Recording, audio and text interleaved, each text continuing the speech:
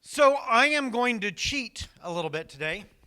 We have been doing a series in Judges and simply calling it God in the Mess. Because Judges is a book where it's a mess. Their world is a mess. One of the lines that is used a couple of times I love this was in the days of Israel before there was a king and everyone did what was right in their own eyes. And it was a mess. And we've been looking at that mess by looking at a few of the judges themselves. We got an introduction to it, but we looked at a few specific ones. We looked at Deborah, we looked at Gideon, we looked at Samson, and we looked at kind of the movers and shakers, the judges, the ones who came and rose up to leadership and rescued Israel and how God had used them. But frankly, it wasn't really even about just discovering what the movers and shakers do. It was about seeing what God was doing. We call this God in the mess because God was still at work. He was still doing stuff, and we were reading to look at what God is doing.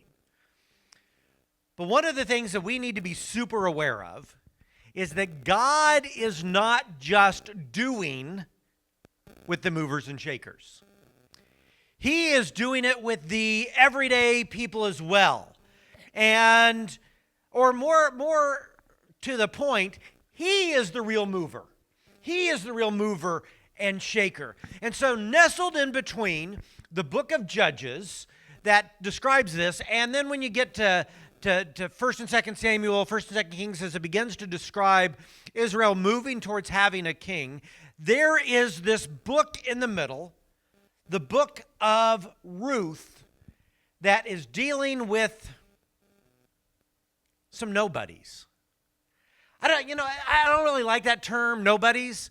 Maybe everybody, just an everyday person is a better way to put that.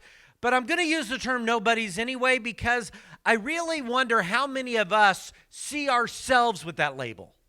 That we call ourselves nobody. We're just nobody. We're not the movers and shakers. We're not the ones that are going to save the nation. We're not the ones that God calls to make this huge difference that everybody will know about. Most of us, our names aren't going to be generally well known in the city, much less in our country or in generations from now. And to know that God works with people anyway, that we just sit there and go, well, I'm just me. I'm just in the mess. I'm not the one who's making the mess. I'm not the one who's deciding whether or not we enforce laws against camping. I'm not the one who decides whether or not we have what our tax rates are going to be. I'm not the one who decides whether or not we bomb Iran. That mess happens at another level altogether. I'm just living in the mess. I'm living in the mess that I guess in part I have to admit I've created some of that. But truthfully, a lot of the mess of our world, I'm not responsible for. But I have to live that. So knowing that God continues to work with that's, I believe, why the book of Ruth is where it is.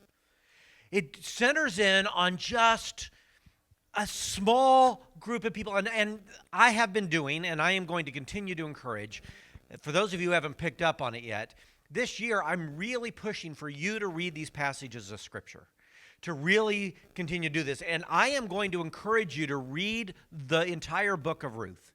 When I say entire, it's not that big. It's like 4 chapters. You can get the entire story there, but I encourage you to read it. I hope you have been reading when I assign this homework, because in many ways, you're going to get a much fuller picture than what I'm able to describe here. But that is definitely true when it comes to the book of Ruth. And you're never really going to get it unless you read, because it's a beautiful story. It's a tragic story, but it's a great story, and you need to read it. But with that saying, I'm just going to give you some things to think about before you read that, and I want to offer up this. First, my reasoning for calling it Ruth during the Judges, during the mess. Because that's the reason I can cheat and do this as part of our series in Judges, has everything to do with the first verse in Ruth that says, in the days when the judges ruled, there was a famine in the land, so a man from Bethlehem in Judah, together with his wife and 2 sons, went to live for a while in the country of Moab.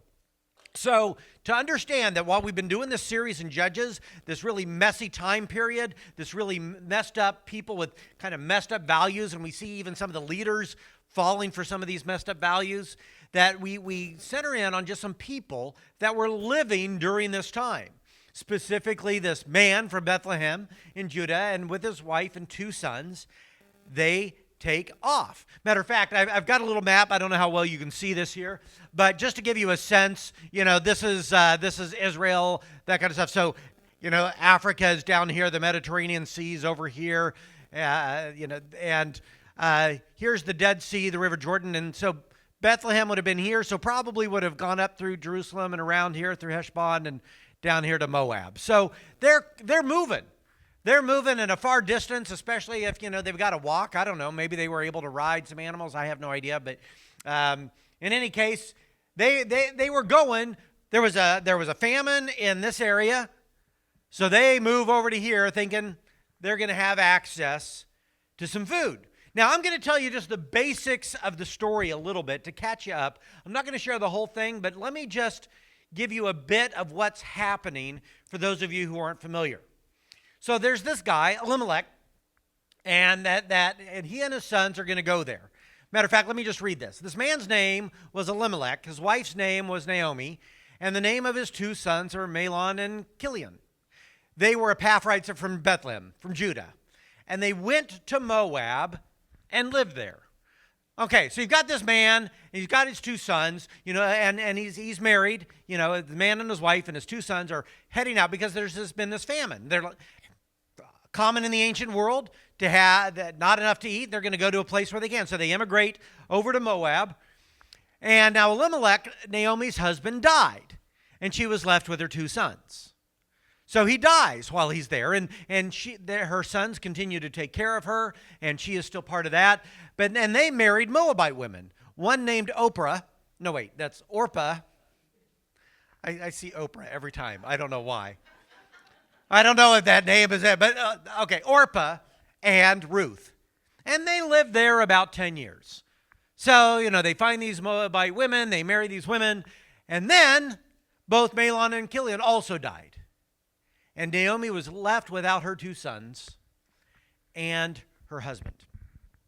Now, we obviously have to understand, and most of us already know this, but what a huge tragedy this would be for Naomi. You see, in the ancient world, of course, women were very vulnerable, socially, physically, financially. And so what the way society and the way cultures just dealt with that generally is a woman would be connected to some household. And that household would be responsible. So when a woman is born, she is attached to her father's household, and her father is responsible for caring for her and protecting her and doing that. And then when she would marry, she would transfer to that household, and she'd be part of that household. And if something happened to her husband, as often could happen, then at least, hopefully, she has family, including multiple sons, and the sons would be responsible.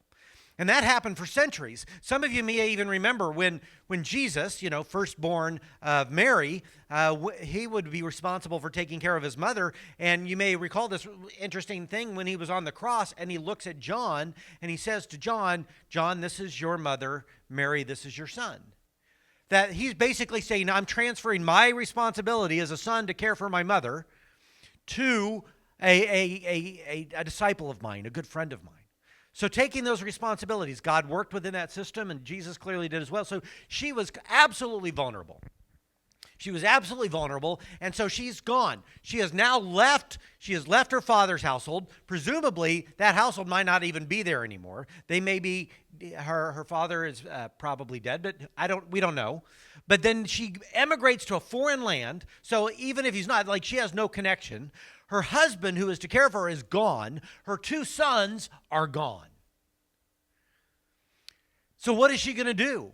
Well, remember, the women have been connected to the household, so she does have her daughter-in-laws who are now connected to her household, even though their husbands are dead. So she has that. But here's what she does. She turns around and does a very loving act and says, ladies, you should go. This is crazy and messed up time, and it would be better for you to leave. She says, return home, my daughters. Why would you come with me? Am I going to have any more sons who could become your husbands? Return home, my daughters. I'm too old to have another husband.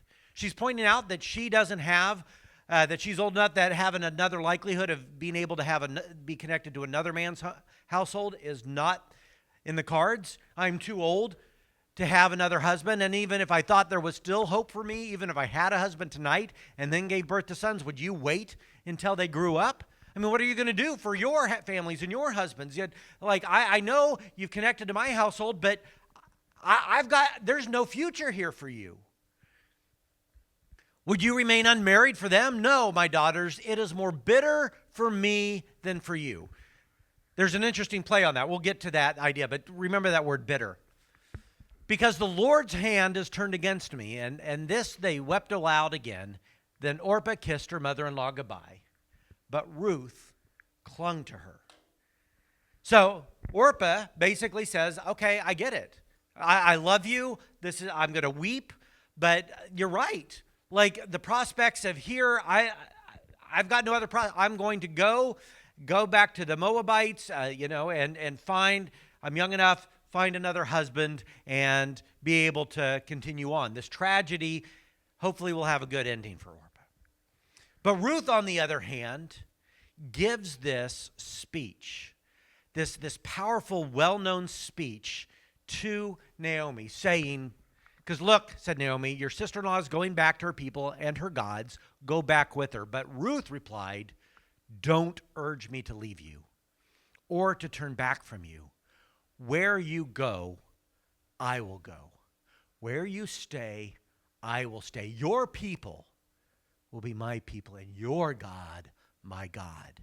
Where you die, I will die, and there I will be buried. May the Lord deal with me, be it ever so severely, if even death separates you and me. That line at the end, may the Lord deal, that's covenant language. She's making a covenant saying, I am all in. I am with you. Like, there is something about you, Naomi, and I want to be yours. I want to be with your people. Your God, there's something about your God. I want that to be my God. So wherever you go, whatever you do, I am all in. I know how hard it is. And when Naomi realized that Ruth was determined to go with her, she stopped urging her. Ruth decided to stay and go with Naomi. So they go back. Naomi decides, okay, I'm not going to be able to make it in Moab. Well, maybe there's some hope if I go back to Israel. So she ends up going back, and Ruth basically becomes the provider for her. And they say she's going to be the one. She's going to work. She's going to help provide. I'm guessing Naomi is not only so old that she can't get a husband, I guess, but also that she's doesn't have a good way. She's so financially vulnerable. But Ruth at least can go out and gather some grain.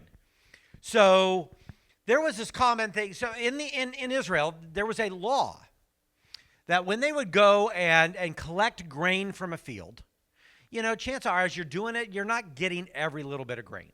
It's just not going to happen. You go, so what you might want to do is send your workers back a second time to go get the pieces they missed, just to eke every little bit of profit out of your field that you can. But there was a rule for the Israelites that God had said, don't go a second time. Leave that for the poor, so that the poor could come in and they could work and they could get some of the grain. Now, they'd have to work for it. It didn't say go and collect it yourself and give it to the poor. It said for them to go, for them to collect, and so that they would have a means to provide for themselves. And so Naomi told Ruth to take advantage of that. Here's it. And Ruth the Moabite said to Naomi, let me go to the fields and pick up the leftover grain behind anyone in whose eyes I find favor. And Naomi said to her, go ahead, my daughter. So she went out and entered a field to begin to glean behind the harvesters. And as it turned out, she was working in a field belonging to Boaz, who was from the clan of Elimelech. As it happened, she goes to this field of somebody who was related to her father-in-law, who was related to Naomi, so it's part of the same clan. And the story goes that Boaz treats her very kindly. Matter of fact, if you read this, something that you should pick up on. Notice how Boaz has to say to his workers, I order them not to harm you, he says to Ruth. I ordered my workers not to harm you. What is that about? Well, Ruth is a Moabite. They don't have a lot of tolerance for foreigners generally and Moabites specifically. Chances are she was going to be harassed and hurt. She would have been subject to violence and maybe worse. That would have been the default. Notice again, Ruth probably knew that. When she decided, I will be with you, Naomi, she knew what she was signing up for. I'm signing up for a life of hardship. I'm signing up for a life that's going to be connected to you, and it's going to be rough. I'm going to go to a land that, even though I say to you, Naomi, that your people will be my people, I know my people aren't going to treat me really well. That I am all in, knowing what she signed up for. I am going to go out. I'm going to provide for both of us off the gleanings left over. I'm going to go to a place that is difficult and hard. But as she has this experience, and Boaz treats her very kindly. Matter of fact, he goes above and beyond to help provide for her because he has heard about what had happened. She goes and tells Naomi, and Naomi says, "The Lord bless him." Naomi said to her daughter-in-law, "He has not stopped showing his kindness to the living and the dead." And she added, "That man is our close relative. He is one of our guardian redeemers, one of our kinsman redeemers." So what that means is that if the land, you may have remembered, as it was divided among all the tribes. So the tribe of Judah, they had certain land that was theirs. And if they were poor enough, they could sell it. They could sell it to somebody else. But there was in the law, there was written that a guardian redeemer, a kinsman redeemer, had the right. They didn't have the obligation, but they had the right to go and repurchase that land. They could get that land back. They could go do it, so that it would stay in the tribe. And that because Boaz was from this clan of Elimelech, that he had the right to go buy the land that they had that had been sold. And then the rest of the story in Ruth is basically, is he or will he or won't he become one of those redeemers? Will he or won't he, as he's connected to Ruth, as he reaches out in kindness, what's that going to turn into? And it is a beautiful story. And it's a great story in its own right. Just to know the story, like you could, I'm sure they have, make a movie about Ruth and Naomi and just tell her story. And it's a beautiful story of tragedy and redemption, of love and connection, of loyalty and faithfulness. Great stuff. But I think there are two really important lessons that you and I need to learn. Living in really messy times in a really broken, messed up world, that we can continue to take by seeing how God interacts with Ruth and with Naomi. The first, it's not going to sound very hopeful, but I think it is so powerful, and that is we need to live and suffer like Naomi. To live and suffer. I mean, she is an example for us to follow. She gave sacrificially. When she gave that speech to Orpah and to Ruth, saying, "Look, I am desperate. I have nothing. I can't go back to my father. I can't, my husband's gone. My sons are gone. I am so vulnerable. I am in desperate need of you. However, I love you." My daughters, she calls them, that there is something, I often wondered, why did Ruth say she would stay with Naomi? Why? Like, I get Orpah who says clearly that she loves Naomi. She must have lived some kind of life of connected, because as they came into her household as a mother-in-law, she loved them so much. They are her daughters. They saw it that way. They were so connected that, and Orpah, she is weeping over the tragedy, but she's like, "I get it, and thank you for giving me my life back, that I can go have an opportunity for a second life." And she kisses Naomi and leaves. But why would Ruth stay? Why would she do that? The only thing I can guess is that she was loved well. She was loved so deeply. And I wonder how much was that speech herself. That speech that Naomi gave that says, you should go. Things are messed up for me, but they don't need to be messed up for you. That she saw Naomi give in such a sacrificial way that she said, I am not letting go of that. I want what you have. I want to be one of your people. I want to follow your God. She was bitter. When I talk about Naomi's suffering, this isn't fake stuff. Matter of fact, the pain is real. She says here, don't call me Naomi. Now remember, in a lot of the names in Scripture, they're Hebrew words that mean things. I don't know. Like in English, we might call somebody, their name might be Faith, and we know what their name means, right, when they say faith or something like that. That was very common in Hebrew, and saying Naomi meant like sweetness, pleasantness. She's that idea of that it means, don't call me that. Things aren't very sweet right now. Matter of fact, you should call me Mara, which is more like bitterness, because the Almighty has made my life very bitter. I went away full, but the Lord has brought me back empty. So why call me pleasant? Why call me sweet? The Lord has afflicted me. The Almighty has brought misfortune upon me. She is convinced that she goes, things are rough, things are hard, things are bitter, and I want to be super clear about that. And I think, we need to understand pain is real. Right? There are some philosophies, some Eastern ideas of saying, pain is just all in the mind. If you can just let it go, then you won't be hurt. This kind of idea. No, God says you're going to have suffering. People suffer in this world. This is a broken, messed up world, and things are going to be hard. You may be subject to the death of a loved one. You may be subject to losing your job and the way for you to make it in. You may be subject to losing your children. You may be in a place of poverty. And it happens. It could happen to you, and it happened to Naomi, and yet, and I know folks in the midst of this, in the midst of when difficult things happen, begin to wonder where God is. Where is God?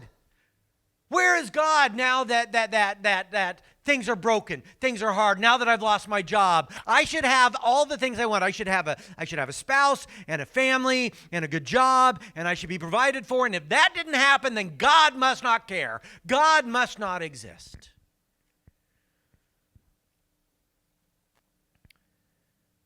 But she understands that God is there. She doesn't like it. She doesn't like what's happening.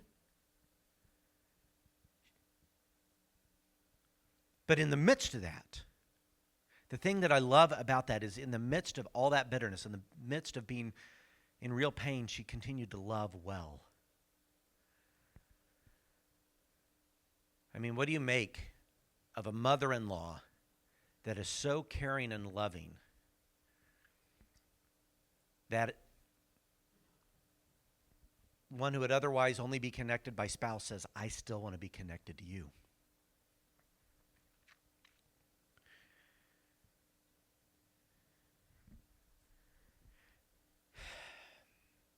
I mean, I think there's something about in-laws, but the truth is, we all need Naomis in our lives.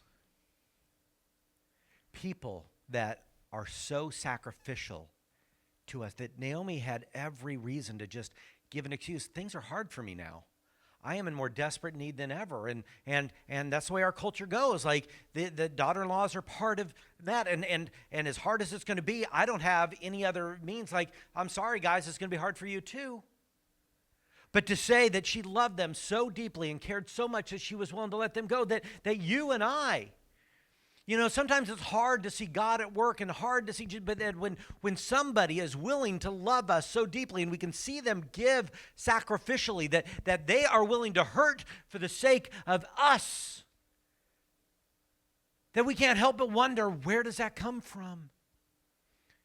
You and I need to be more willing to. My wife is a nurse, and she comes home and tells me stories about things that happen there. And what's amazing to me is how many times that she is at the hospital and there is somebody who is hurting, somebody who is struggling, and they use that as an excuse to be mean. Mean and demanding. You don't understand. I'm hurting, therefore you must. Things are awful, therefore you should. They are mean to the people who serve them, mean to the people who help them. They are demanding, and they will excuse it over and over. Matter of fact, people come along and say, well, you need to forgive them because they're hurting.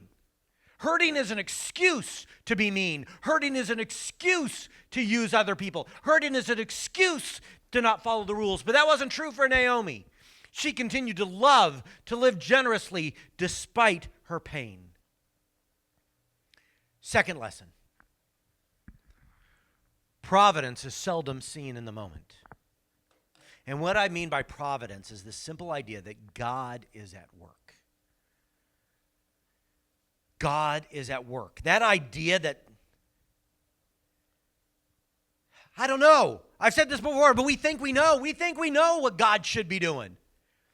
We think we know what the world should be doing. We are smart enough to have figured out the world, and if people would just listen to us, then things would be great.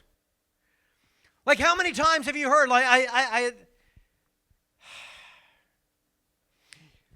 some equivalent of something like, this world would be an okay place if people would just, I don't know, whatever.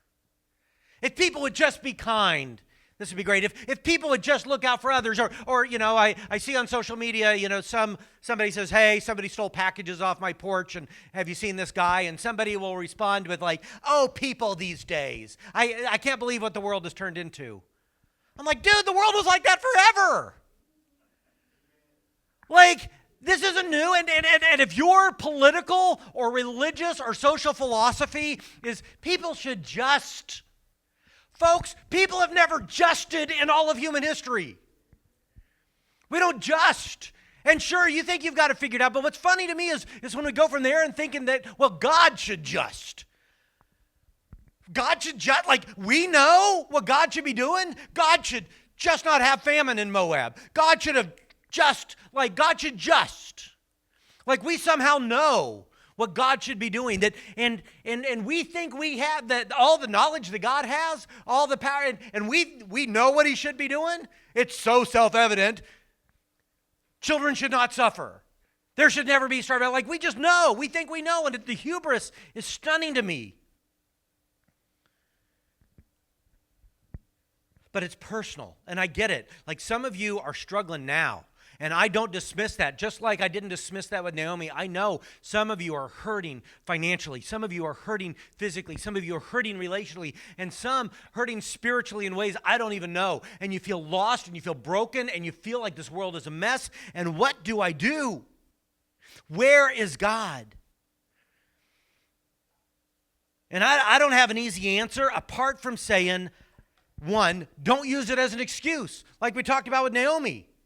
Like, some of the ways we're supposed to live, and not to turn around, well, you don't understand.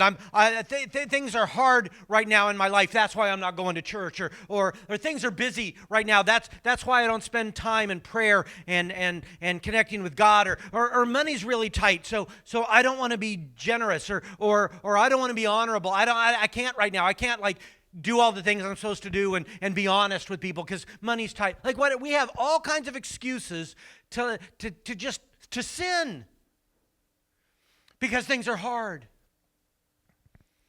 I mean, Judges was full of that, right? Gideon had all kinds of reasons to do what he's going to do. Samson had all kinds of reasons. People did whatever was right in their own eyes because, well, they know better.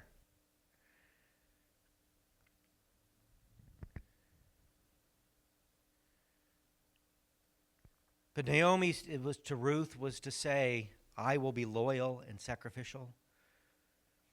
I want you to read the story. I mean, it's a beautiful story. And sure, it turns out well. Say, well, God worked. Clearly, it's a nice redemption story full of love and healing. But I'm telling you, even if Ruth didn't do that, we could still see God at work. For those of you who don't know, in the beginning of Matthew, it has this list of predecessors to Jesus. It has this list of people that were in his line, that were his ancestors. And it would do this kind of quick, like this was the son of this and this was the son of that. That doesn't necessarily mean son. I mean, it could mean a forefather. Like it could mean that. Like it's not. But in any case, the thing is, it's clearly an ancestor. And right there, in Matthew 2, and it's listing those in the line of Jesus. It says Salmon was the father of Boaz, whose mother was Rahab. Boaz, the father of Obed, whose mother was Ruth. And Obed, the father of Jesse. Do you catch that? Boaz and Ruth are in the line of the almighty Jesus himself. That hundreds of years prior to the birth of Jesus, God was at work. Do you realize all the coincidences that had to happen? Elimelech had to move to Moab.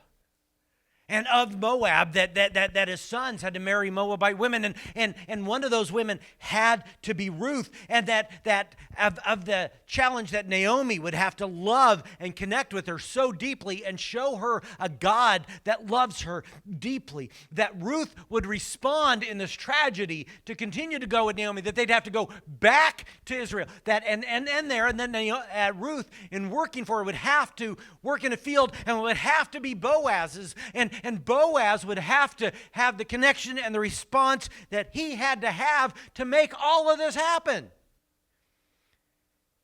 And they could have lived their entire lives not knowing that this is what God was doing in their lives. All they thought was, I need to eat. I need to live. But they acted with faithfulness and generosity and kindness as Boaz, who became what God wanted him to be. And Ruth did that in Naomi, and it worked out to this amazing providence of God. You may never know in this life how the small acts of faithfulness to your neighbor and your family, to the kindness to strangers, to those who are poor, to your fellow members in your church and your community, for you to even own that things are hard right now, but that God is still God, may have an impact that matters centuries from now.